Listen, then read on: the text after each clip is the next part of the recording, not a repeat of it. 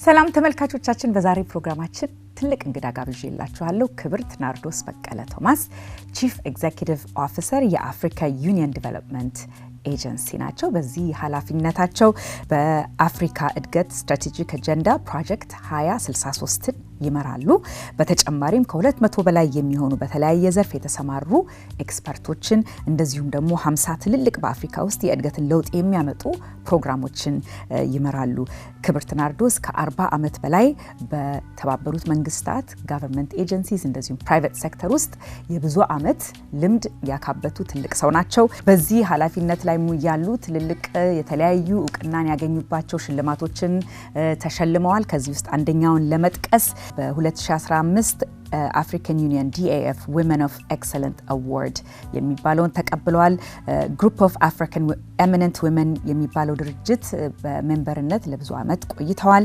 እንግዲህ ክብርት ናርዶስ የመጀመሪያ ዲግሪያቸውን ከአዲስ አበባ ዩኒቨርሲቲ፣ ሁለተኛ ዲግሪያቸውን ደግሞ ማስተርስ ዲግሪያቸውን ማለት ነው ከኒውዮርክ ዩኒቨርሲቲ ተቀብለዋል። እስቲ ወደ ቆይታችን ልውሰዳችሁ ተመልካቾቻችን። እንግዲህ መግባችን ላይ እንዳስተዋወቅኳችሁ ዛሬ በጣም ትልቅ እንግዳ በስቱዲያችን ጋብዤላችኋለሁ።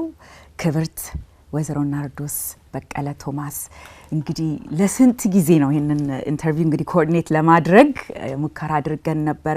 በጣም ቢዚ ትልቅ ስራ ትልቅ ኃላፊነት ያሉት ኖትና ይሄንን ጊዜ ወስደው ስቱዲያችን ድረስ አክብረውን ስለመጡ በጣም ላመሰግን ተወዳለሁኝ።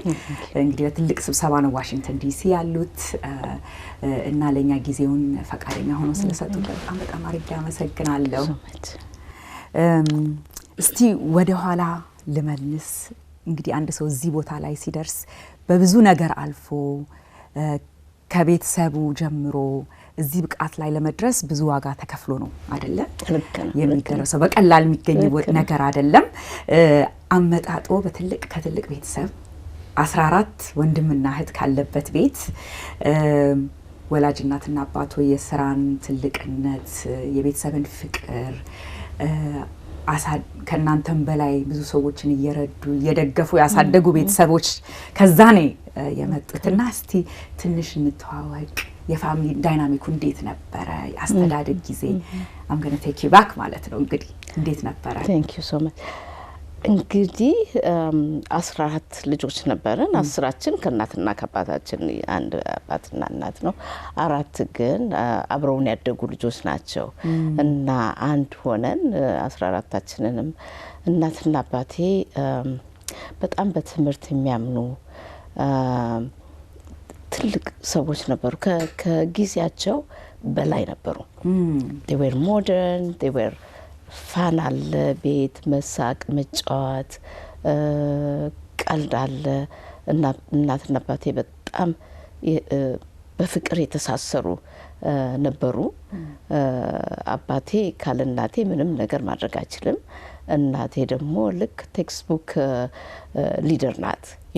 በጣም ፕሮግራም የሆነች ሁሉ ነገር በትክክል መታየት ያለበት መሆን አለበት። ሁሉ ነገር የተዘጋጀ ነው፣ ፕሮግራም ነው እና ለልጆችም ስታስተምር ሁሉ ነገር የተስተካከለ ነገር ነው። ምንም ነገር የተዛባ ነገር አትፈልግም። የምትቀጣው ቤት እሷ ናት። አባቴ አስታራቂ ነው። which is ለየት ያለ ነው። ብዙ ጊዜ በድሮ ሰው እንደዛ አይደለም በጭራሽ። እኛ ቤት ልክ የሌላው ሰው አባት እንደሚሆነው እናቴ ናት። አባቴ ደግሞ በቃ ለስላሳ ነው። only thing አባብዬ እንትን የሚለው እውነት መናገር አለ።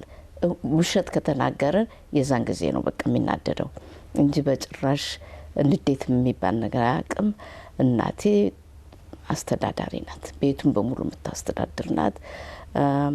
ከኛም አልፎ ደግሞ ሌላም ሰው አንዳንድ ጊዜ አድቫይስ ሲፈልግ መጥቶ እናቴን ነው የሚያነጋግረው። እንዴት ነው እንደዚህ ነው ችግሩን ሁሉ ነገር የሚገልጸው ለእናቴ ነው።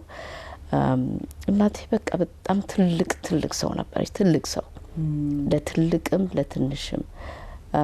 እኔ የሚገርመኝ ነገር ቢኖር ቤት ስመጣ አንዳንድ ጊዜ በኔ እድሜ የነበሩ ያሉ ሰዎች መጥተው ቁጭ ብሎ ሲያነጋግሯትና በደንብ ተቀብላ ስትመክራቸው አያለሁኝና ዲማምዬ እንዴት አወቅሻቸው? አይ ጓደኞቼ እኮ ናቸው ትልኛለች። እና ከትልቅ እስከ ትንሽ ድረስ በጣም በጣም ለሁሉም ሰው ተግባርን የምታስተምር ሰውን የምትመክር አዋቂ በቃ ደንበኛ አዋቂ ሰው ናት። እኔ ምንም ዲስክሪፕሽን የለኝም። ምሳሌ ማለት እንግዲህ ምሳሌ ትልቅ ምሳሌ ናት። የቴክስት ቡክ ምሳሌ in leadership in management ይሄንን ሁላችንንም ስታሳድግ ለእያንዳንዱ ሰው አሁን ለምሳሌ ካልሲ በደንብ ኢኒሻል ታረግበታለች እንዳንጣላ ስማችሁ ይጻፍበታል። ኢኒሻል ይደረጋል። ካኒቴራ ላይ ኢኒሻል ይደረጋል። ይሄ ፕራይቬት የሆነ ነገር በሙሉ ኢኒሻል አድርጋ ነው እንትን የምትለው።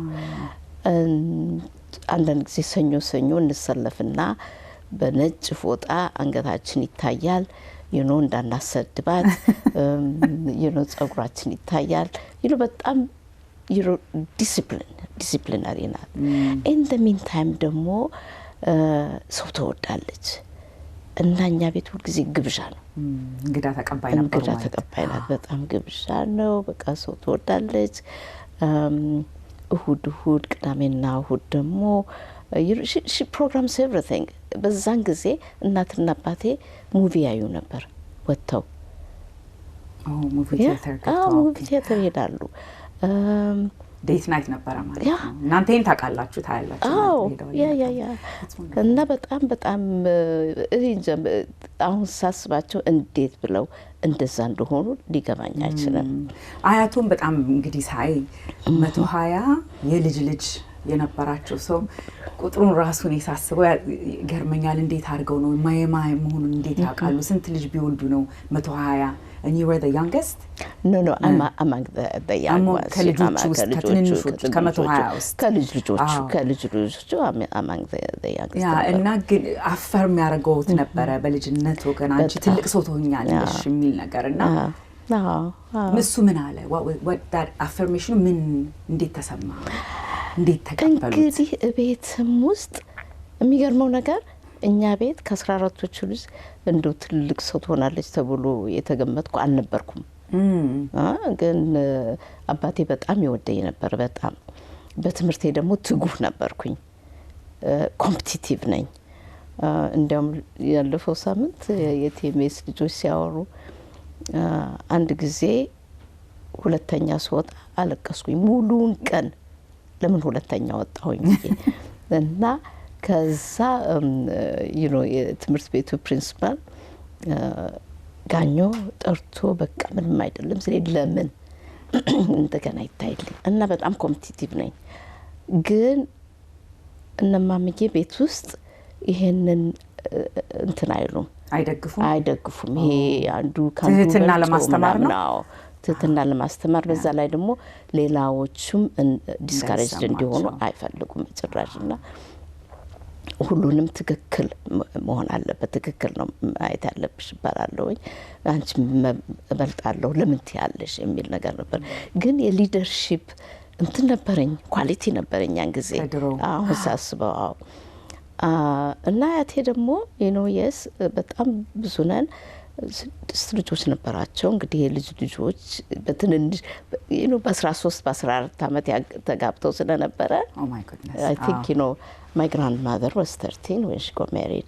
So ከዛን ጊዜ ጀምሮ እንግዲህ የተወለዱት ልጅ አክስቴ ስታርፍ የአክስቴ ልጅ አይታ ነው ያረፈችው። ስለዚህ ማአት ጀነሬሽን አለ እዛ ውስጥ ናምበሩ እንደዛ ይበዛው ለዚህ ነው እንጂ it's not just grandchildren great grandchildren ጭምር ነው። እና እንደሱ ነው። እና ያቴ ደግሞ በጣም አዋቂ ሰው ነበሩ። ሊቄ ጡመልሳን ይባላሉ። መላገግነት ጡመልሳን እና እሳቸውም በቃ በጣም ዲፕ የሆነ የስፒሪቹዋሊቲ የእግዚአብሔር ሰው ናቸው። የጊዮርጊስም ኃላፊ ነበሩ። አገረገዥም ነበሩ። ያን ጊዜ እንግዲህ በድሮ ጊዜ ሁሉም ነገር አንድ ጋር ስለሆነ ቤተክርስቲያኑ ምንትኑ እና አቴ የሴቷ አያቴም በጣም ልጅ የሚወዱ የሚያፈቅሩ ናቸው። ስለዚህ እናቴ በዛ ነው እንግዲህ የመጣችው በዛ መንገድ ነው ያለፈችውና ረጅም እድሜ መኖር ቻሉ በልጅነት ስለወለዱ በልጅነት ስላገቡ ማለት ነው። ለእናንተ ቤተሰብ እንግዲህ ትልቁ ለውጥ የመጣው ያው ለውጥ ሲመጣ ብዙ ነገር ተረበሸ አይደለ? ቤት ውስጥ እንደ ብዙ ቤተሰብ እንደተጎዳው በዛ ጊዜ ሁለት ወንድም ያጡት በዛ በቀይ ሽብር በሬቮሉሽን ከመጣ በኋላና ያ እንዴት የቤተሰባችሁን ዳይናሚክ እንዴት ቀየረው? አሁን ሳስበው ጥሩነቱ እናትና አባቴ ምንም ሞደርን ቢሆኑ ምንም ሁሉ ነገር የዓለምን ነገር ያቀፉ ቢሆኑ in the meantime ደግሞ በጣም የቤተ ክርስቲያን ሰው ናቸው። እንዲያውም ሁለት ቤተ ክርስቲያን አቋቁመን ሰርተዋል፣ አስተባብረው ሰርተዋል። እና እናትና አባቴን ሳቃቸው ጠዋት ይጸለያል፣ ምሳ ሰዓት ኦፍ ኮርስ ምሳ ሲበላ ይጸለያል፣ ራት ሲበላ ይጸለያል። ከዛ ደግሞ ሊተኙ ሲሉ ይጸልዩና 3 o'clock in the morning እንደገና 9 ሰዓት ከሌሊቱ ማለት ነው ተነስተው ጸሎት ያደርጋሉ። እና እሁድ ከሆነ ደግሞ ቤተ ክርስቲያን ይኬዳል። እና በጣም ዲፕ የሆነ እምነት ያላቸው ጠንካራ እምነት ያላቸው ናቸው። እና ይሄ መከራ በመጣ ጊዜ ኦፍ ኮርስ እኔ በህይወቴ እንደዛ አይነት ሀዘን አይቻላቅም። እና እናቴ ፊቷ ሁሉ በቃ ሲለዋወጥ ጤኗ ሲነካ አይቻለሁ። አባቴ በቃ ኮምፕሊትሊ ያ የነበረው ደስታ በሙሉ ፍላት ሆነ፣ በቃ የለም ጠፋ እንዳለ። እና በጣም ልባቸው ነው የተሰበረው። ደግሞ ልጅ ሲሞት ከሌላው ይበልጣል ነው I'm sure እናት የሆነን አሁን እኔ ሳስበው በጣም ከባድ ነው የሚሆነው። እና በጣም የሚያሳዝን ጊዜ ነበረ ለኔ። ታናሼ ታላቄ በመሀከር ነኝ ያረፉትና ሁለቱም በቃ በጣም ቅርብ ስለነበርን እስካሁን ድረስ ልቤን ይነካዋል ነው። ባለቤት ያርፋል፣ እናት ያርፋለች፣ ግን የነሱ በጣም ያሳዝነኛል። እና ከባድ ጊዜ ነበር፣ በጣም ከባድ ጊዜ ነው። እና የታለፈው በእምነት ጥንካሬ እግዚአብሔርን በማመን እና ፌት የእግዚአብሔር ሰው ከሆነ ምንም ነገር የሚቻል እንጂ የማይቻል ነገር የለም። ስለዚህ በሱ ነው እንትን ያሉት ጸሎት ከእግዚአብሔር ጋር ልጆቻቸውን የቀሩትን ማሳደግ ቻሉ። እና በልጆቻቸው ያዩ መጽናናትን የሚመጣው ከዛ ነው እንጂ ከባድ ነገር ነው። በጣም I'm sorry እንግዲህ ብዙ ሰው ያለፈበት አይደለ? ብዙ ሀገር ብዙ ሰው የተጎዳበት ነገር ነው። እስቲ አጠር ያለች ረፍት ደግሞ ወስደን ስንመለስ ወደ ስራ ኃላፊነት ወደ ስራ ጉዞ ይሄ ትልቅ ኃላፊነት የሚሰሩት ስራዎችን እሱ ደግሞ ሊደርሺፕ እንግዲህ እንዳየነው መሰረቱ ከቤተሰቡ እንደሆነ ማየት ይችላል። ስለሱ ደግሞ ቆይታ እናደርጋለን። ረፍት ወስደን እንመለሳለን። ከኛ ጋር ቆዩ። ተመልካቾቻችን እንግዲህ ከረፍት ቆይታችን ተመልሰናል። ከክብርት ናርዶስ በቀለ ቶማስ CEO of African Development Agency የምናደርገውን ቆይታ እየቀጠልን ነው። ትንሽ እየተዋወቅናቸው ነበረ ስለ ቤተሰባቸው። ከዛ እንግዲህ በ18 ዓመት አዲስ አበባ ዩኒቨርሲቲ ከመግባቱ በፊት ነው ወደ ሞያሌ ለስራ የሄዱት። እንዴት ነው እስቲ ኮኔክት የሚያደርገው ደን ከዛ አዲስ አበባ ዩኒቨርሲቲ ከዛ NYU አይደለ ማስተርስ ዲግሪ እሱን እስቲ ኮኔክት ያደርጉልን። እንዴት ነው ያ ጀርኒ? እንግዲህ ከሃይ ስኩል ወጣን። ተፈሪ መኮንን መጀመሪያ ካቴድራል ናቲቪቲ ገርልስ ስኩል ነው የተማርኩት። ከዛ TMS ተፈሪ መኮንን ስኩል። ከዛ ግራጁዌት ስናደርግ ወደ ዩኒቨርሲቲ ሄድኩኝ። ዩኒቨርሲቲ ገብተን ልክ አንድ ተርም ተምረን ያው ሪቮሉሽን መጣ። ስለዚህ ሞያሌ ሄድኩት። ይሄ ምንድነው የሚባለው መሰረተ ትምህርት ካምፔን ሊትረሲ ካምፔን እድገት በህብረት በሱ ሞያሌ ሄድኩኝ፣ ተመደብኩኝ። ሞያሌ ሄጄ አንድ አመት ከቆየ በኋላ የእናትና አባቴ ፍቅር ሌላ ነው። አባቴ እንደምንም ብሎ መጥቶ ከዛ ከሞያሌ ወሰደ። ሜጋ ነው አክቹሊ ሞያዛ ሜጋ ነው። እኛ ሞያሌ እንሄዳለን። ከሜጋና ሞያሌ ርቀት የለውም እና እዛ ድረስ ነበር የምናስተምረው። አክቹሊ ለመጀመሪያ ጊዜ በልጅነት ስለተሰደድን ለኔ ከአብሮ ከልጆች ጋር እንትን ማለቱ እንደ ፋን እንደ ፒክኒክ ነበር ያየሁት ሊትራሊ እንጂ ሃርድሺፑ ቢኖርም ግን በህይወታችን ሃርድሺፕ ስላልነበረን ኢትስ አን አድቬንቸር ኤክስፒሪየንስ ማለት ነው። ኤክስፒሪየንስ እንደሱ ነበር የምናየው። ግን ለእናትና ለአባቴ በጣም ከባድ ነው የነበረው።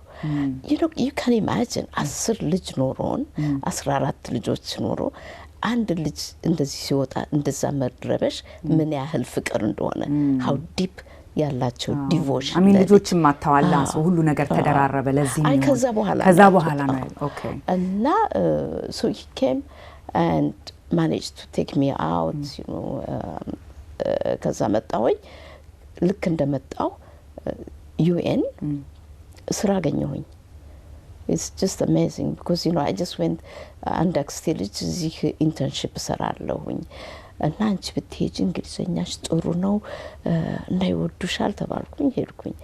ከዛ ኢንተርንሺፕ ፈልጋለሁ ስል የሬዝሬፑ የዩኤን ኃላፊው መጥቶ እናትሽን ነው የምትፈልጊው አለኝ። ስራ የምፈልግ ስራ ነው የምፈልገው ስራ በጣም ተገረመ።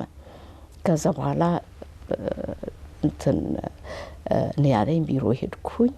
ፈተና መፈተን ትፈልጊያለሽ ስለኝ ያለኝ ኮንፊደንስ yes ሁሉ ነገር አዎ ልክ ነው እፈተናለሁ ምን እላለሁ ሁሉን ታውቂያለሽ አዎ። ከዛ ወሰዱኝ። ከናቴ ወሰዱት ነገር መሆን አለበት። አዎ ከናቴ ወሰድኩት ነው። ድፍረት እውቀት ኮንፊደንስ ከናቴ ነው። እና ከዛ በኋላ እሻሉ ወሰዱኝ እና እዛ መስራት ጀመርኩኝ።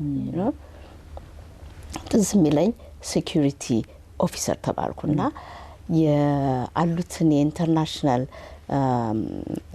በሙሉ የተቀጠሩት አለ ከውጭ የመጡትን ሰዎች በሙሉ ቤታቸውን በማፕ ላይ ማስቀመጥ ነበር ስራዬ።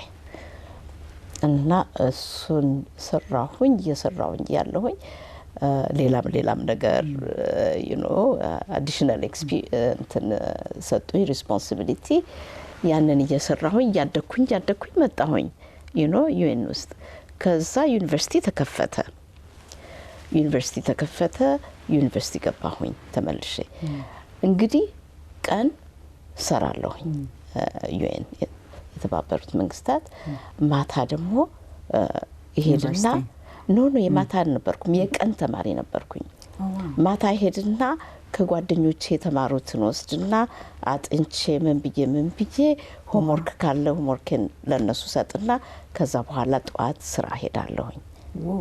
ያ ዳታን እንደሱ ያደረኩኝ like 2 አመት 3 አመት ተማርኩኝ። በኋላ አንድ ስታቲስቲክስ ፈተና ነበረን እና ፈተና ስናጠና ከጓደኞቻችን ጋር እንግዲህ እነሱ ያውቃሉ እንደማልኖር ቀን እንደማልኖር ማታ መጥቼ እንደማጠና ያውቃሉ። አስተማሪዎች አያውቁም? ኖ የሚገርም ነገር ነው። እንትኔን ሰጣለሁ ሁልጊዜ ሰሚት ይደረጋል እና ያን ጊዜ እንግዲህ በብዛት ነበረ ወተን for 2 years ዩኒቨርሲቲ ተዘግቶ ነበረ። ስለዚህ የአቴንዳንስ ምናምን የሚባል ነገር የለም። እና በኋላ ግን ፈተና ላይ ግን ወደ ፈተና ገደማ ፈቃድ ወስዳለሁኝ እና ፕሬዘንት እና ፈተና ልንፈተን ስናጠና ካልኩለስ ስናጠና ከዛ ግራፉን ተናልኩ ኖ ይሄን ፊገር የኤክሱን ቫሪያብል ዋይ አድርገን የዋይን ኤክስ አድርገን ለምን አንሰራውም ስላቸው አንቺ ኮምፕሊኬትድ ነሽ አሉኝ። ግሩፕ like 10 of us complicated እንደሱ የሚባል ነገር የለም አሉ። So I just did it for myself I showed them and then we left. The next day ስንፈተን exactly እሱ ይመጣል እንደ ጥያቄ ሆኖ እኔዛ ያየኋቸው በቃ እስቃለሁ ምናምን ስንወጣ ለካስ ልጆቹ ፈተና ያገኘው መስሏቸዋል። so they were like ganging against me. አንደኛ ነገር ቀን አትኖርም አትማርም ማታ ማታ መታ how brilliant and intelligent could she be አለለ እንዴት እንትምትል ነውና ፈተና አግኝታለች ተብሎ ጋንጋፕ ሲያደርጉ ጓደኞቼ ይቅርብሽ መምጣት እዚህ ዩኒቨርሲቲ ይቅርብሽ ማታ ማታ ግቢ ያሉ እና the last 1 year or so ማታ ማታ ሬጅስተር አደረኩና ጨረስኩኝ። Okay. So NYU እንዴት ከዛ በኋላ UN they took me for a training actually.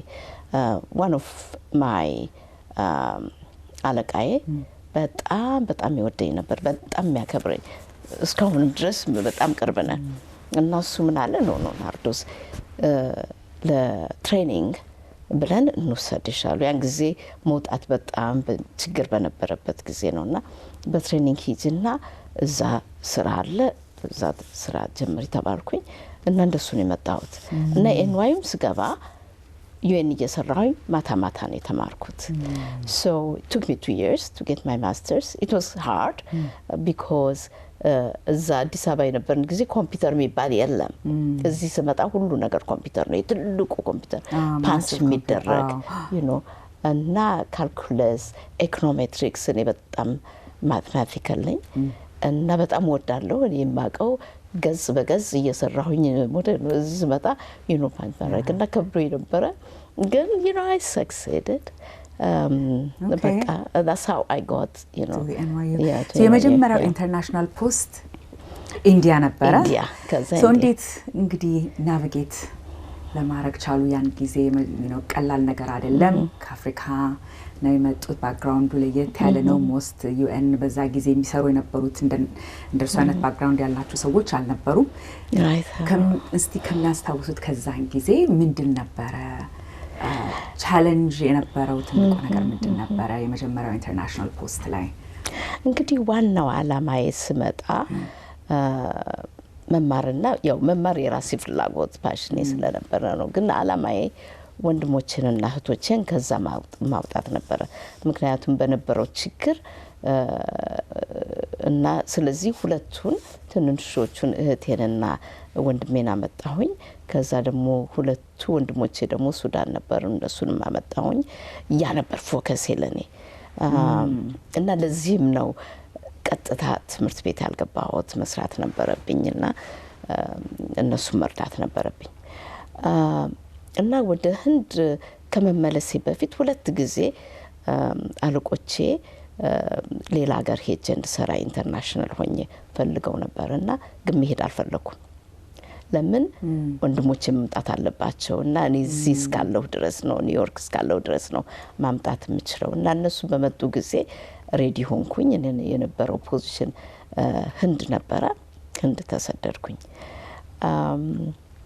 እና ህንድ በሄድኩበት ጊዜ ለኔ አንደኛ ነገር ህንድ ሲሄድ በጣም ያንግ ነኝ እዛ የነበሩት ሰዎች በጣም ትልልቅ ሰዎች PhD ምን በቃ 50 45 በዛን ጊዜ ለኔ ትልቅ ሰዎች ናቸው ማንደርስበት ስለሚመስለን exactly እና እንደሱ ናቸውና ትልልቅ ሰዎች ናቸው ከዛ ደግሞ በጣም አዋቂዎች ናቸው አዋቂ experienced ናቸው እና በሄድኩበት ጊዜ ከኔ በፊት የሄዱት ሰዎች በሙሉ ችግር ነበራቸው ምክንያቱም ያሉት የዛ ዜጎች እንዴት ነኝን ያንግ ይልኩብናል ይያሉ ሁሉ ጊዜ ነበር እነኚህ ደግሞ ትንሽ ፓወር አለ አለቃ ነን የሚል ነገር አለ እኔ ሲሄድ ሂዩሚሊቲ ነበርኝና ሳቸው የኢትዮጵያ እንትን አለ ባህል አለ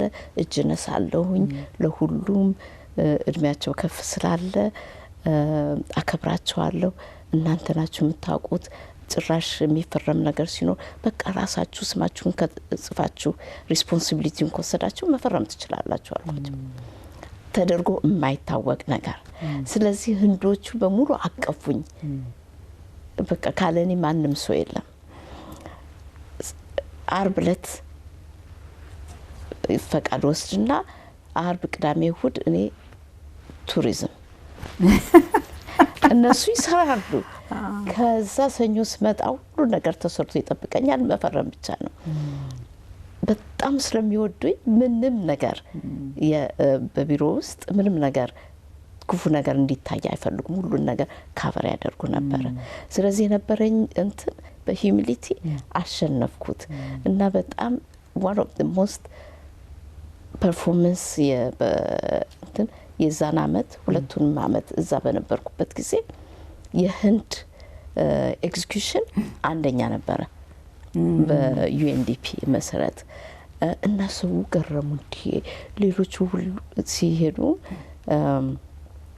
ችግር ስለነበራቸው ቶሎ ይዘዋወራሉ እኔ ግን በጭራሽ ቁጭ ብዬ በቃ ሰው ሁሉ ይወደኛል ምንም ችግር የለም በጣም በብልህነት ነበር በስትራቴጂ አስበው ይሄ ነው የሚሰራው በሚለው ያ exactly and they did the job እኔም ተማርኩኝ የእውነት ለመናገር ብዙ ነገር የተማርኩት ህንድ ሀገር ነው ተማርኩኝ ከዛ በኋላ ቡታን ሰደዱኝ እና ቡታን ሄድኩኝ ቡታን ሲሄድ ደስ አላለኝም ነበር ምክንያቱም የነበረው ካባር ደግሞ ቡታን ዝግ ነው ምንም ነገር የለም ግን ቡታን ሄጄ ለአንድ አመት እዛ ገለገልኩኝ ያው it's different ለኔ አድቬንቸር ነው you know I like adventure I think እና hardship you know እና እዛም ጥሩ ጊዜ ነበረኝ you know ብዙ ሜሞሪ አለኝ የቡታን ከቡታን ስመለስ እንግዲህ ወደ ኮሞሮስ ሄድኩኝ ኮሞሮስ ሲሄድ እኔ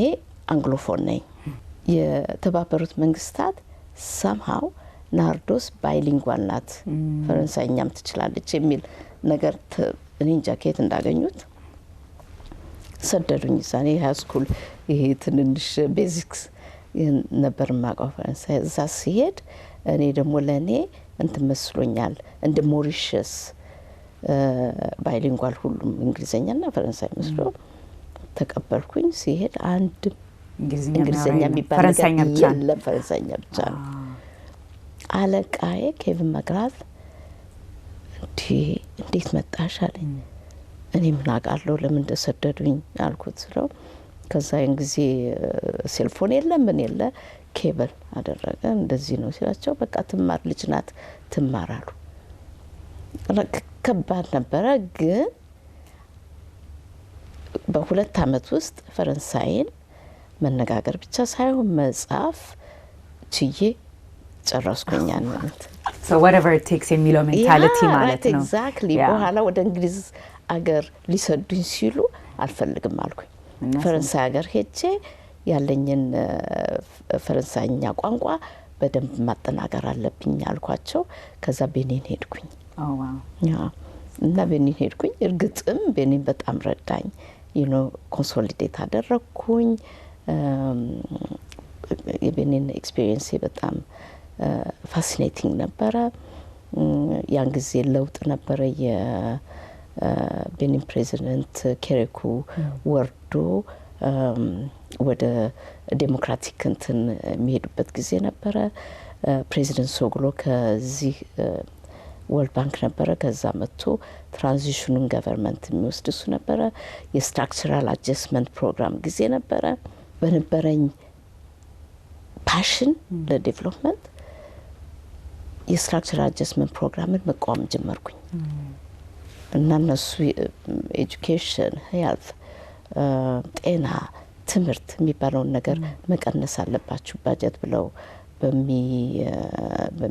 በሚ ኢንስትራክት በሚያደርጉበት ጊዜ መንግስትን እኔ ደግሞ መቀነስ የለብንም ብዬ መከራከር ጀመርኩኝ የተባበሩት መንግስታትም ለምን ወርልድ ባንክን ክሪቲሳይዝ ታደርጋለሽ አንቺ ያንግ ጁኒየር ነሽ በእኛ ስም ሆነሽ መናገራችም ሲሉ ከዛ በኋላ ፕሬዚደንት ሶግሎ ቢሮ ገባሁኝ እንደ እሱ አማካሪ ሆኜ so በደም እንግዲህ shift nimble very flexible በጣም ደስ ይላል በጣም ደስ የሚል career እስቲ አጠር ያለች ረፍት እንሰድና ከዛ ደግሞ ፍሌክስ አሁን ያሉበት ኃላፊነት ጋር እንዴት እንደደረሱ በደሙ ያሉት priorities ባሉበት ፖዚሽን ላይ ስለሱ ደግሞ ትንሽ ቆይታ እናደርጋለን ረፍት ወስደን እንመለሳለን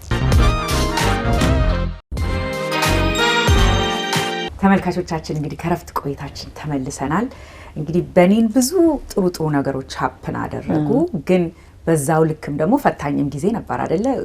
ካሪየር መቀየር ቀላል ነገር አይደለም። ከእንደ UN አይነት ኦርጋናይዜሽን መውጣት ቴነርም አለ ምንም አለ ትንሽ ከበድ የሚል ነገር ነው ግን አላማው በመከተል ማለት ነው አይደለ? ወደ UN ተመልሰው የገቡበት ሁኔታ እናገርና እዛም ነው ደግሞ ያገቡትም ልጅ መውለድም የተጀመረው እዛ ነውና ወደ AUDA ከመምጣቴ በፊት ትንሽ እንደው አጠርባለሽ መልኩ how you got back to the UN ትንሽ እንግዲህ ቤኒን በነበርኩበት ጊዜ ያ ከዩኤን ወጥቼ ወደ መንግስት አድቫይዘር በሆንኩበት ጊዜ ባለቤቴን ማቀው በፊት ነው። አዲስ አበባ ሲመጣ የአፍሪካን ሪጅናል ሴንተር ፎር ቴክኖሎጂ ኤግዚኪዩቲቭ ዲሬክተር ነበርና ደግሞ ያስተምር ነበር እዚህም ብዙ ቦታ ያስተምር ነበርና ያን ጊዜ ነው የተዋወቅነው። በስራ ነው ምንም ነገር የለም ነበር። ከዛ በኋላ ስዘዋወር ወደ ፕሬዚዳንቱ ቢሮ ስገባ እሱ ነው መጀመሪያ ደውሎ እንኳን ደስ ያለሽ ያለኝ። ሌላው ሰው እንዲህ በቃ እንዴት ነው የምታደርገው ልጅ ምናምን ሲሉ እሱ ደውሎ በጣም ጥሩ ዲሲዥን ነውና ይሄ የጀመርሽው ሶሻል ዳይሜንሽንስ ፎር ዴቨሎፕመንት ኮንቲኔንቱን በሙሉ አፍሪካን በሙሉ የሚረዳ ነገር ነውና ጥሩ ነውና አለ እሱ ሰፖርት ማድረግ ጀመረ። ኢንካሬጅመንት ያ ከዛ በኋላ እንግዲህ ያው ሪሌሽንሺፕ ተጀመረ። ለመጋባት በቃን። ትዳር መሰረትን። ከዛ ወደ ኬንያ ሄድኩኝ። ኬንያ እሱ እዛ ቤዝድ ስለነበረ እዛ ሄድኩኝ። እናትና አባቴን ኮንቪንስ አደረግን ምክንያቱም ናይጄሪያዊ ነው። ትልቅ ነገር ነበረ ግን ከእግዚአብሔር ጋር መጨረሻ ላይ አክሴፕት አደረጉ። አባቴ በጣም አዘነ። በጣም ነበር ያዘነው። እንዲያውም ሲነግሩኝ የሚጸልይበት እስከሚደርስ ድረስ እና we had just ከዛ በኋላ የኔ ባለቤት ጭራሽ እነሱ ልጅ ማለት ነው እና ከእናቴ ጋር የነበረው ግንኙነት በጣም ጠንካራ ነበር። በጣም ጠንካራ ነበር። አዎ እና ባለቤቴ ነፍሱ ባረፈበት ጊዜ ኢትዮጵያ ነው የሚቀበረው ብሎ ኢትዮጵያ ነው የተቀበረው። አዎ እስከዚህ ነው ጥንካሬው።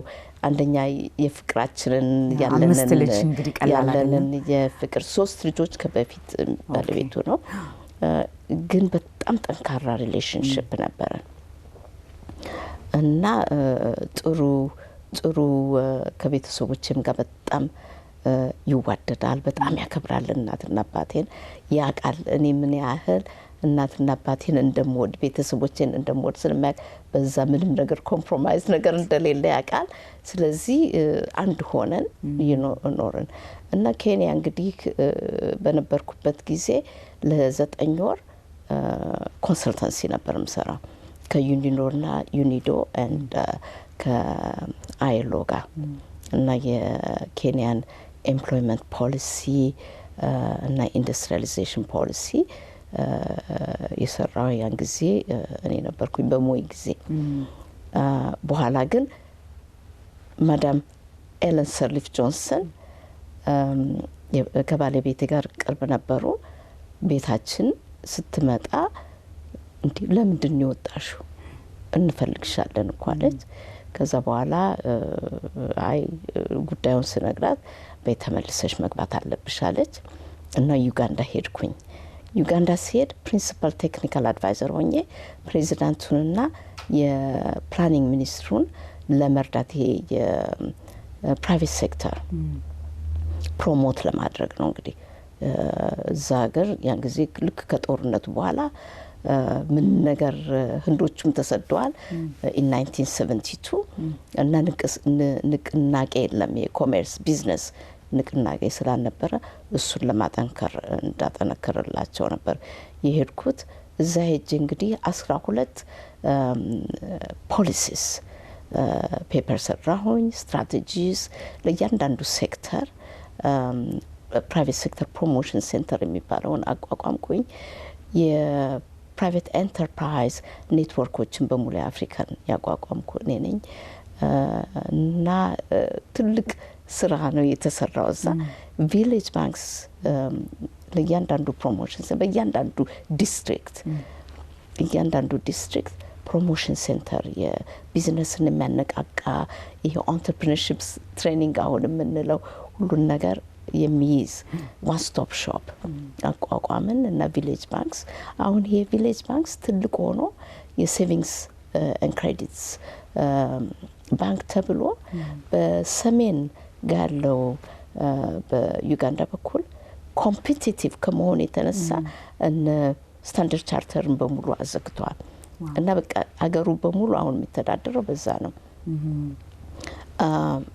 ብዙ ነገር ሰጥተናል እዛ በነበርኩበት ጊዜ። ከዩኤን እንዴት ነው ታዲያ ጉዞ ወደ ኤዩዲ አሁን ያሉበት ኃላፊነት የመጀመሪያ ሴት for the first time አይደለ ሴት ሊድ ሲያደርግ ይሄንን ኦርጋናይዜሽን በጣም ፒቮታል የሆነ ትልልቅ ስራ የሚሰራ ድርጅት ነው አይደለ ከኢንፍራስትራክቸር ኤነርጂ ጀንደር ኤምፓወርመንትን በተመለከተ የተለያዩ ትልልቅ ኢኒሺቲቭስ ካሪ አውት ያደርጋልና እዛ ጋስ how did እንዴት ኮኔክት አን ኢትስ ሎንግ ጀርኒ አጠር ባለ መልኩ ከዛ በኋላ ተመልሼ ኒውዮርክ ሄድኩኝ።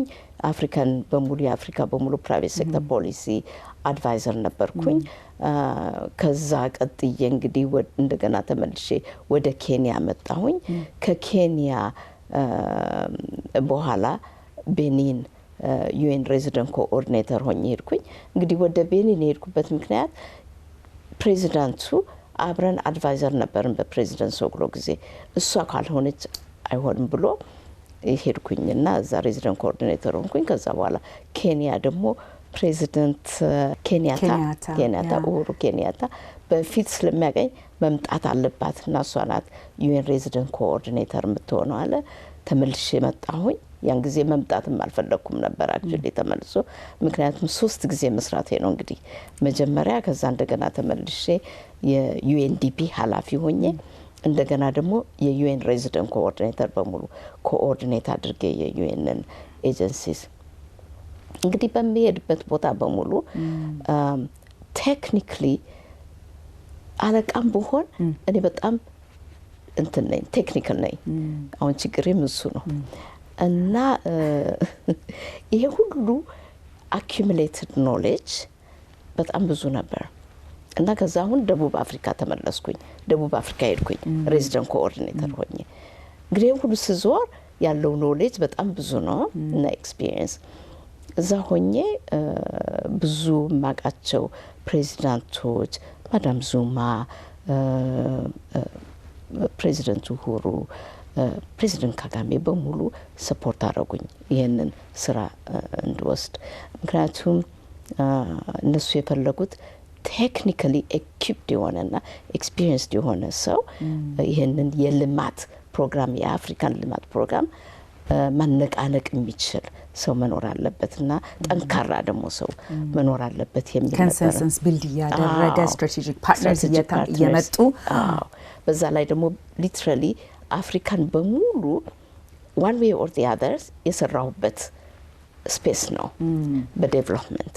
ስለዚህ ይሄን ሁሉ ነገር ሰውን ብዙ አቃለሁኝ ሊደሮቹንም ስለማቅ ተብሎ ተመረጥኩኝ።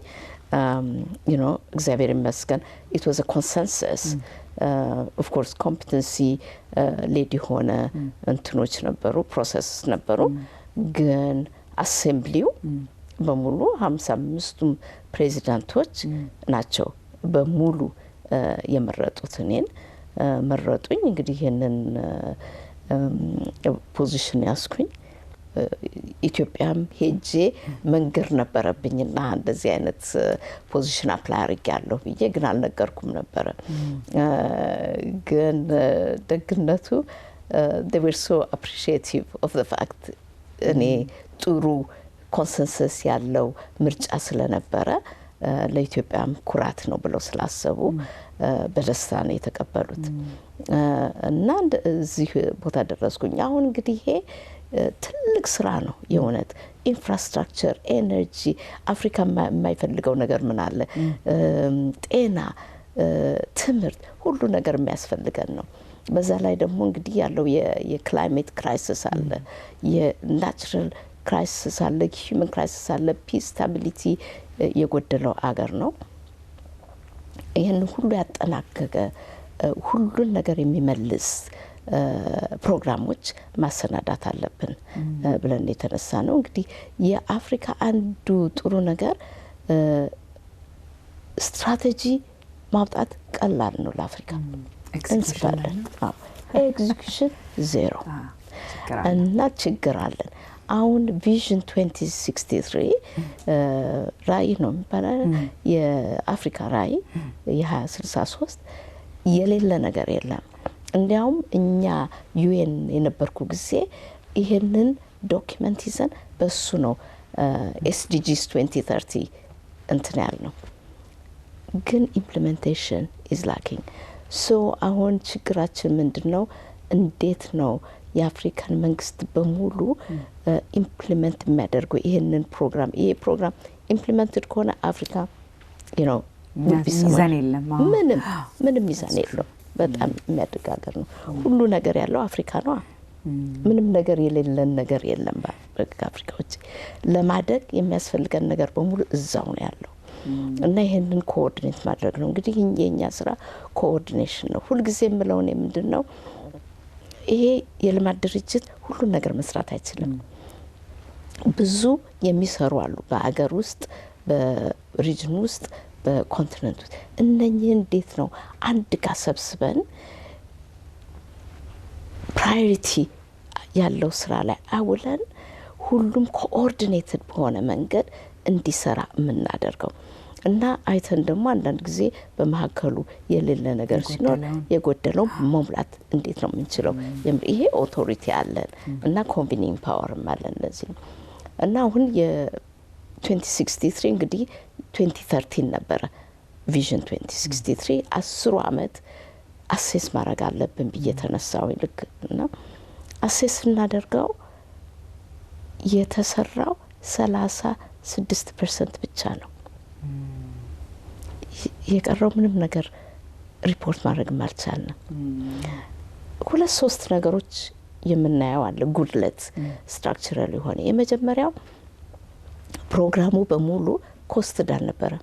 ምንም ገንዘብ እንትን የለውም። ምንድነው ኮስት አልተደረገም። አይተማይዝ ተደርጎ በደንብ የተዘጋጀ አልነበረም። ሁለተኛ ደግሞ ባጀት አልነበረም። ሁለተኛ ደግሞ ምንድነው የተባለው ፕሮግራሞቹ የትናንትና የጠፋውን የሚመልስ የዛሬውን ደግሞ ያለውን የጎደለውን እንትን የሚል እንጂ የሚመጣውን ነገር የሚያደርግ 10 ዓመት በ10 ዓመት ውስጥ ብዙ ነገሮች ይበላሻሉ እና ይህንን ሪስክ በሙሉ ፕላን ተደርጎ እዛ እንትን አላለምና ይህንን ለማድረግ ደግሞ ኮንሰልታንት አይደለም የሚሰራው። ስለዚህ ያሉትን በሙሉ የሚኒስቴሮች የፕላኒንግ ሚኒስትሮች አንድ ጋር አድርገን አዲሱን ሰከንድ 10 year ኢምፕሊሜንቴሽን ፕላን ሰርተናል። ይህ ሰከንድ 10 year ኢምፕሊሜንቴሽን አምቢሽስ ነው። ምክንያቱም አፍሪካ አምቢሽስ መሆን አለበት። አፍሪካ ባለው የፕሮግሬሽን ባለው እንትን ምንም ነገር መስራት አይችልም። ምክንያቱም ይሄ ያለንበት ሲቹዌሽን ዓለም በሙሉ በሚለዋወጥበት ጊዜ የክላይሜቱ ቼንጅ የሙን ሾክ በሙሉ እኛ ከበፊት ከምንሰራው ዳብል ኦር ትሪፕል መስራት ያለብን ኮንቲነንት ነው እና እሱን ነው እንግዲህ የሚያካትተው። ሁለተኛ ነገር ደግሞ አፍሪካ አሁን ባለው የዚህ ያለው ለውጥ አሁን የታሪፉ የምኑ የዴቨሎፕመንት አሲስታንስ የጂኦፖለቲካል ሽፍቱን ስናየው አፍሪካ ምንም ነገር መደንገጥ የሌለበት ኮንቲነንት ነው። የእውነት ለመናገር ቁጭ ብለን ማሰብ ያለብን ሰዎች ነን። ስናስብ ምንድነው የምናደርገው? ምንድነው ችግራችን? አፍሪካ ያለው ሮ ማቴሪያል ነው ሌላውን የሚያሳድገው። የአፍሪካ ያሉት ልጆች ናቸው ሌላውን በሙሉ ይልልካት። ሁሉም ሲኢኦስ አንዳንድ ጊዜ ስብሰባ ስናደርግ ብዙዎቹ አፍሪካውያኖች ናቸው እና ይህንን ሀብት እንዴት ነው በሀገራችን ውስጥ የምናስቀምጠው? 90 ቢሊዮን ኢሊሲት ፋይናንሲንግ አውትፍሎስ አለ ከአፍሪካ። ፔንሽን ፋንዳችን የአፍሪካ ፔንሽን ፋንድ የሚቀመጠው የት ነው? ዩሮፕ ወይም አሜሪካ ነው። ሶቨረንቲ ዌልት የት ነው የሚቀመጠው? እኛው ኮንቲነንት አይደለም፣ ወጥቶ ሌላ ቦታ ነው። እና እኛ ካፒታል የለንም፣ ገንዘብ የለንም እንላለን፣ ግን ገንዘባችን በሙሉ ደግሞ ውጭ ነው ያለው። እና ይሄንን አንዳንድ ነገሮች አሉ ፋንዳሜንታል የሆነ ነገር ለውጥ መጣት ያለበት ፋንዳሜንታል ስትራክቸራል ለውጥ መጣት አለበት። እና ደግሞ መናገር አለብን። ዝም በማለት ምንም ነገር ልናገኝ አንችልም። መናገር አለብን። እና አፍሪካ ለኛ ብቻ ሳይሆን እኛ ኃላፊዎች ነን። ለልጆቻችን ምንድነው የምናስቀምጠው፣ ምንድነው የምናስቀይረው የሚለውን ነው። ስለዚህ ኢንዱስትሪያላይዜሽን በጣም ያስፈልጋል። ሮ ማቴሪያል ኤክስፖርት ማድረግ የለብንም። እዛው ሀገራችን ውስጥ ተሰርቶ ፊኒሽ that's a big one። እስቲ አጠር ያለች ረፍት ደግሞ ልውሰድና ልመለስ። ከዛ ሌላ ደግሞ additional accomplishment ደግሞ ትንሽ መንካት የምንፈልገው አለ። ረፍት ወስደን እንመለሳለን።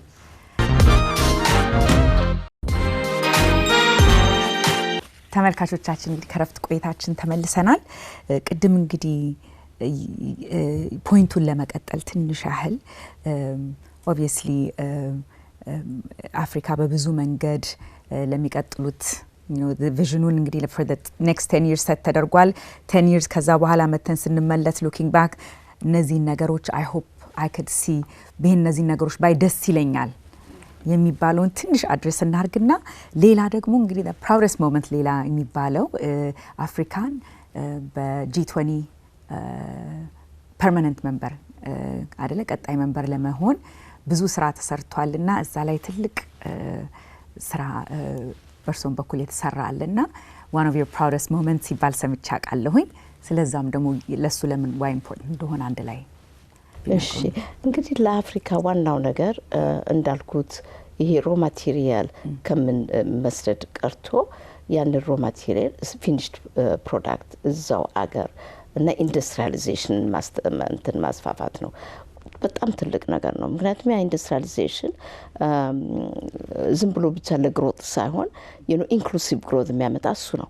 ያሉንን ኢንጂኒየስ በጣም አዋቂ ልጆችና ዩኒቨርሲቲ የሚያፈራቸውን ልጆች እዛ ውስጥ ማሰማራት ትልቅ ነገር ነው። ስለዚህ ሪሊ ዩት ኤምፓወርመንት እና ሲሪየስሊ መሰራት ያለበት ነው። አሎንግ ዲ ቫልዩ ቼን እሱ ዋናው ነገር ነው። እንግዲህ የአፍሪካን ፍሪ ትሬድ በጣም መስፋፋት ያለበት ነው። ይሄ ስሎጋን ብቻ መሆን የለበትም። እርስ በርሳችን ትሬድ ማድረግ አለብን። አጎዋ ቆሟል። ሶ ዋት አፍሪካ የራሱ ማርኬት አለው እና በፍሪ ትሬድ ይሄንን ማሟላት እንችላለን። ሁለተኛ ደግሞ አፍሪካ 95% ያለው ሜዲሲን ከአንቲባዮቲክ ጀምሮ ከማሌሪያ ፒልስ ጀምሮ ከየት ነው የምናመጣው? ከህንድና ከምን።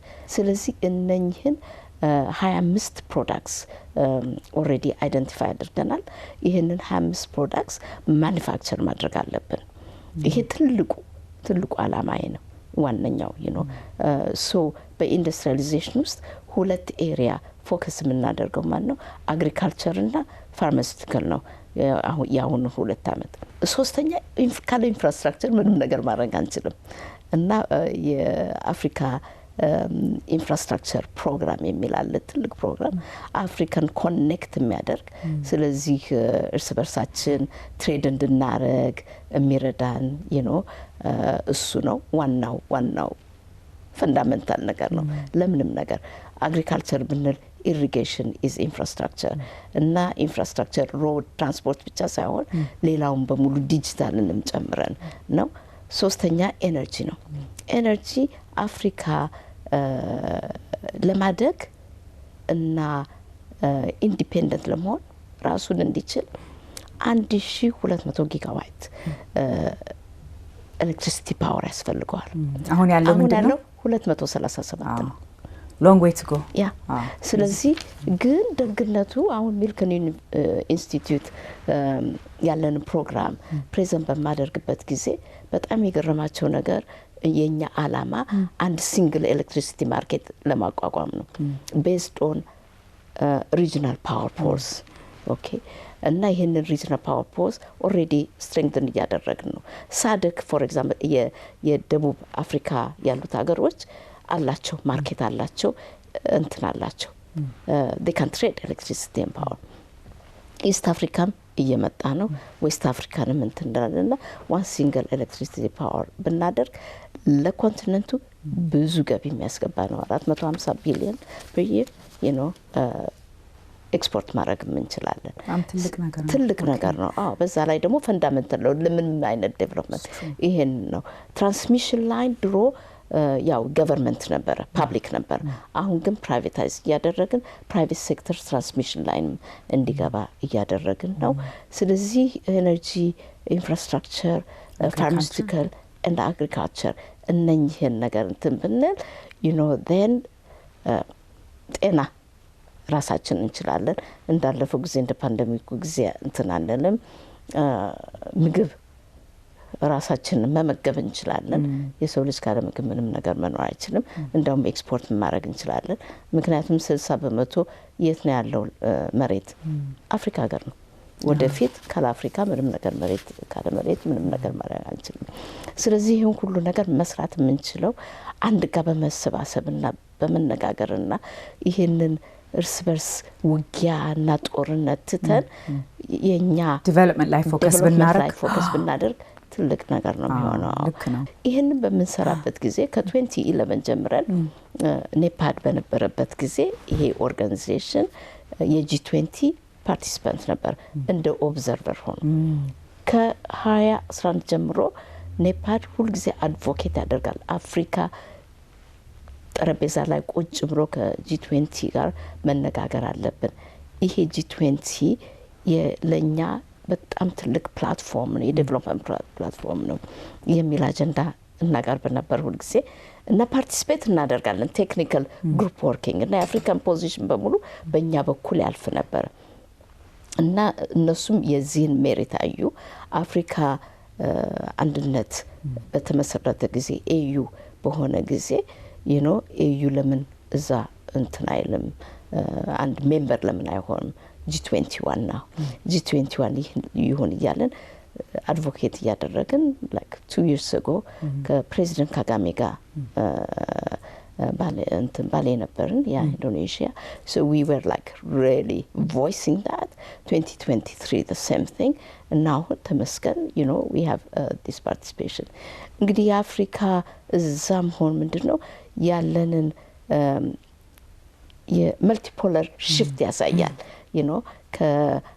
ከአሜሪካ ከዩሮፕ ጋር ብቻ ከመሆን ከሌሎችም እኛን የመሳሰሉ አገሮች ጋር አንድ ጋር ሆነን በመተባበር ብንሰራ ለአፍሪካም ጥቅም አለው ለሜምበሮችም እዛላሉ ለጂ20 በጣም ጥሩ እንትን አለው እና በየሴክተሩ የአፍሪካን ፖዚሽን እየሰራን ነው አሁን ለምሳሌ እና አሁን ደግሞ ሳውዝ አፍሪካ ደቡብ አፍሪካ ነው ቼር የሚያደርገው የጂ20 ትልቅ ነገር ነው ለአፍሪካ ኤዩ ሜምበር ነው ስለዚህ አፍሪካ ቮይስ ለጂ20 በጂ20 ይሰማል በአለም ላይ ላለው ዩኤን በተባበሩት መንግስታት ላይ ያለው ለውጥ ለመፍጠር የተወሰነ partnership ያስፈልጋል G20 will help us IMF ለመለወጥ ያመፍን የወርልድ ባንክን ፋይናንሻል ኢንፍራስትራክቸር ለመለወጥ G20 ይዘን ብንቀርብ more powerful እንሆናለን እና ስለዚህ በጣም ይጠቅመናልና ይሄ ትልቅ አቺቭመንት ነው ለኛ ሳይሆን ለኮንቲኔንቱ በሙሉ ኦኬ ሶ አንድ መጠየቅ መፈልገው ነገር ምንድነው personally በርሶ በኩል ሊደርሺፕን ዲፋይን ማድረግ ብችል ምክንያቱም እንግዲህ እንዳልነው በጣም እንግዲህ ባለፉት 40 አመታት ያህል የሚያክል ትልቅ ካሪየር በብዙ ነገር ውስጥ ያለፉት ብዙ ሴቶችን አም ሆፒንግ አብረው ሊፍት ያደረጉ ነው እዚህ ቦታ ያደረሱትና ዲፋይን እንዴት ያደርጉታል ሊደርሺፕ ለርሶ ምንድነው ቢዮንድ ታይትሉና ፖዚሽኑ የሌሎችንም ደግሞ ሴቶች አብሮ ሊፍት የማድረግ ኃላፊነት ስላለብን እኛ ብዙ ጊዜ ጠረጴዛ ላይ የመቀመጥ እድል የለንምና እንዴት ነው how do you define it ለኔ ሊደርሺፕ አንደኛ ነገር ይሄ ሊደር ነኝና እኔ ብቻዬን እሰራዋለሁ የሚባለው ነገር እንደማይሰራ ነው የምገነዘበው ካልቸርም አይደለም አንድ ነገር ሲኖር በአካባቢ ያሉትን በሙሉ ሰብስቤ ኮንሰንሰስ ቢልዲንግ ነው ሁሉ ጊዜ። ሁለተኛ ደግሞ ሊደር ሲባል ራሱን ማወቅ አለብን። እያንዳንዳችን ፐርፌክት የሆንን አይደለንም እና የሚያንሰንን ነገር ከሌላው ሰው ማምጣት ይኖርብናል። ብዙ ጊዜ ለምንድን ነው አንቺ በቃ ሃይሊ ኤክስፐርቲዝ በቃ በጣም አዋቂ የሆኑትን ሰዎች ለምንድን ነው አንቺ ጋር የምታመጪው ይላሉ። ያ ለእኔ ይጠቅመኛል፣ ምክንያቱም አውቃለሁኝ የሚጎድለኝን ስለማቅ ያንን የሚጎድለኝን የሚይዝ አካል እፈልጋለሁ ሁልጊዜ እና አብረን መስራት እንዳለብን ይገባኛል። ለዚህም ነው ብዙ ጊዜ አካባቢ በሙሉ ብዙ ሰዎችን የሚታወቁትን በዛ ነው bringing people together አይደለ? ከተለያየ ፖዚሽን ከተለያየ ቦታ ሚስጥሩ ምንድነው? እሱ ከናቱ ጋር ላይ ያይዘው ብዬ ነው አይደለ? ምክንያቱም የእውነት ለመናገር ከቤተሰቤ የመጣ ነው፣ ከናትና ከአባቴ የመጣ ነው። እኔ ትዝ የሚለኝ እሁድ አንዳንድ ጊዜ በብረት ምጣድ ማምኘት አረግና አካባቢ ቁጭ ብለን እናወራለን። እናቴ አባቴ በቃ ልጆቹ በሙሉ አንዳንድ ሳብጀክት ማተር ይመጣና እንነጋገራለን። እናትና አባቴ እንዳልኩት ብዙ ሰዎች መተው ምክር ይጠይቃሉ ከነማምዬ ወይም እነማምዬም እንደዚህ ነው እንዴት እገሌን እስቲ እንነግረው የሚል አንድ ጋር ኢንክሉሲቭ የሆነ ኮንሰልታቲቭ ነገር ነው ያደግንበት። እንደሱ ነው እሱ ነው እንግዲህ ተያይዘው አሁን that's what you do አሁንም ቢሆን እህቶቼናኛ it's just amazing every Saturday ሁሉም በየቦታው ናቸው። ስምንታችንም ተገናኝተን every Saturday we have a webinar discussion እንዴት ናችሁ ደህና ናቸው ምን ተፈጠረ ሁሉን ነገር አብረን ዲስከስ እናደርጋለን እና ከቤተሰብ የመጣ ነገር ይመስለኛል። it's very natural ለኔ natural ነው። ሰው ይገርማል ግን ለኔ it's a very natural thing to do። እንግዲህ 5 ልጆች with your husbandም እንዴት ነው በጣም accomplished የሆኑ ናቸው ልጆቹ። የእናትነት ኃላፊነት ደግሞ አለ አይደለ? በዚህ ትልቅ ኃላፊነት ስራ ላይ ያለ ከሀገር ወደ ሀገር very international global citizens ነው እንግዲህ ያሳደጉት አይደለ? ከአንድ ሀገር ተወልደው ሌላ ሀገር ተወልደው ሌላ ሀገር እያደጉ እና እሱን ከባድ ነገሮች አብሮት ያሉ ይመስለኛል። ትልቅ ሰፖርት ሲስተም ያስፈልጋል እንደዛ ለማድረግ። ምን አይነት እስቲ ምክር ይሰጣሉ ለሌሎች እናቶች? አንዳንዴ ትልቅ ሪስፖንሲቢሊቲ ያለው ቦታ መውሰድ ይፈልጋሉ፣ ግን እንዴት አድርጌ ነው የቤቴንስ ነገር ማደርገው እያሉ we're always conflicted as mothers አይደለ? እንዴት ይመለከቱታል? እሱን ምን ምክር ይሰጣሉ እንደዛ አይነት? እርግጥ ከባድ ነው ልጆች especially ትንንሽ በነበሩ ጊዜ ከባድ ነው የሚሆነው። ግን አንደኛ ነገር ዋናው ነገር ረዳት ሰው ያስፈልጋልና ሁሉ ጊዜ ረዳቶች አሉ።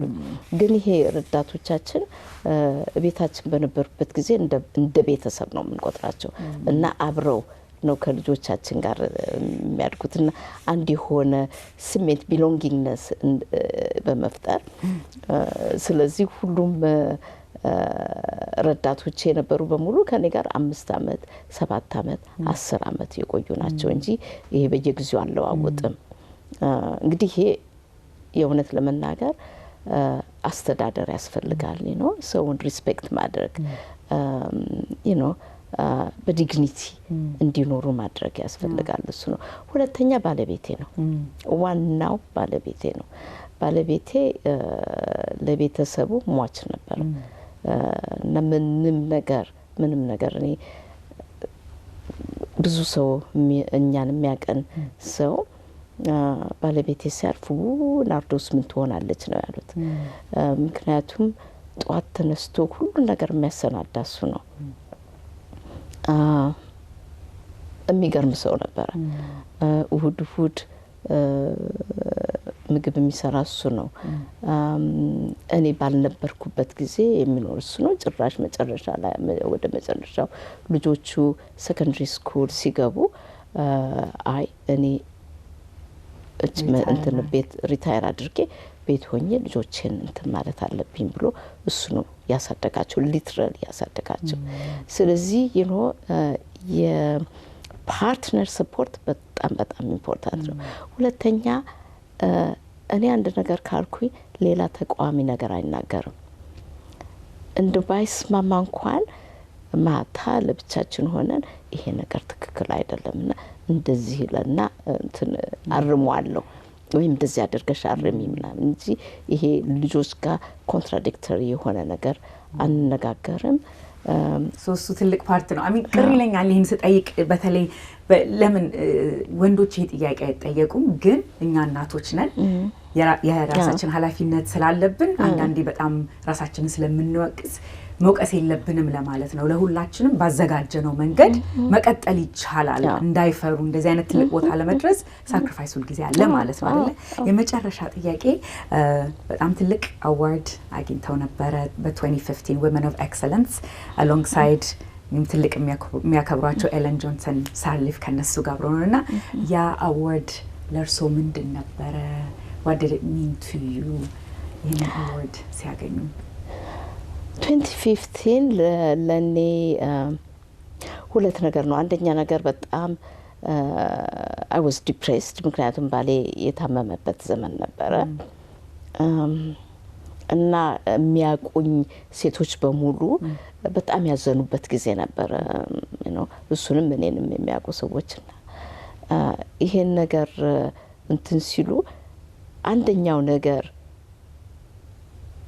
ሊያሰጠኝ የቻለው I was just combining የሱ ህመም ስራዬ በጣም ትልቅ ስራ ነው ሬዚደንት ኮኦርዲኔተር በጣም ከፍ ያለ ዲማንዲንግ ስራ ነው ልጆቼን ሁሉን ነገር አንድ ጋር አድርጌ በዛ ላይ ደግሞ ባለቤቴ ሲታመም ሌላው ሰው መጥቶ ዲፕሬስ እንዲያደርገው አልፈልግም በጣም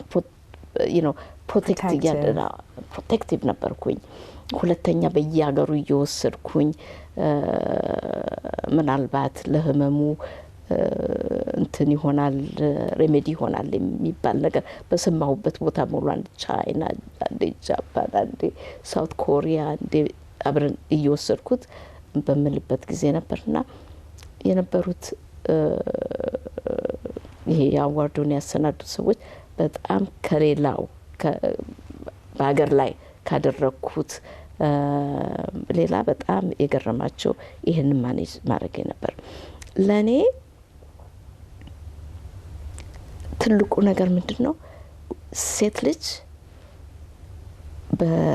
ይሄን ሁሉ ነገር ባለፍኩበት ጊዜ ብዙ ችግር ይገጥመናል እንደ ወንዶች አይደለም 2-3 እጥፍ መስራት አለብን ራሳችንን አሰርት ማድረግ አለብን ራሳችንን ማሳወቅ አለብን በዛ ላይ ደግሞ ራሳችንንም ሪስፔክት ማድረግ አለብንና in a dignified way ያለንን ፕሮፌሽናል እንትን መዋጣት ያለብን ሰዎች ነን እና ይሄን ሁሉ ለማድረግ ሌላ ሴቶች ድጋፍ ያስፈልጋል ምክንያቱም ወንዶች ድጋፍ ሊሰጡን አይችሉም አይገባቸውም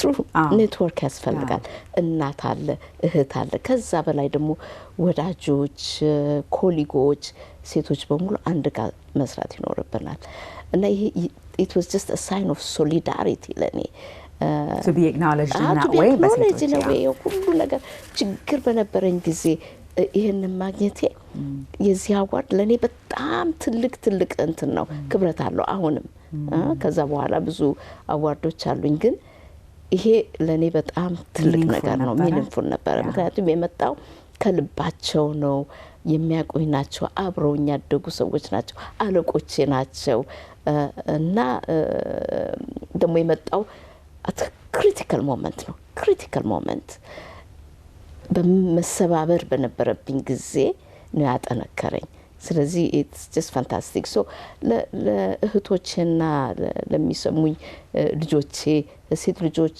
መናገር የምፈልገው የሴት ልጅ ህይወቷ የሚመዘነው በጥንካሬዋ ነው የሴት ልጅ ህይወቷ የሚመዘነውና የሚጠነክረው ደግሞ አካባቢው ባለው ሴቶች በመሰብሰብና አብሮ በመስራት ነው really እኛ ስንፈጠርም ብዙ እግዚአብሔር ጥሩ ነገሮችን የሰጠን ነገር አለ ያንን መጠቀም ይኖርብናል እና ያ what a better way እንግዲህ best way to end አይደለ ትልቅ መሰጅ ለእህቶቻችን like you can do it የሚለውን ነገር ነው እንግዲህ አይደለ የሚደግፍ አብሮን እስካለ ድረስ የማይታለፍ ነገር የለም እዚህ ትልቅ ኃላፊነት ላይ ይደረሳል ማለት ነው በጣም እንኮራቦት ሴት ኖትና ይሄንን ጊዜ ወስደው ከኛ ጋር ቆይታ ስላደረጉ በጣም አሪፍ ያመሰግናለሁ thank you so much thank you so much እንግዲህ ተመልካቾቻችን ዛሬ ቆይታችን ከክብርት ናርዶስ በቀለ ቶማስ ጋር ያደረግነው በዚህ ላይ ያበቃል በሚቀጥለው ሳምንት በሌላ ፕሮግራም እስከምንገናኝ ከኛ ጋር ቆዩ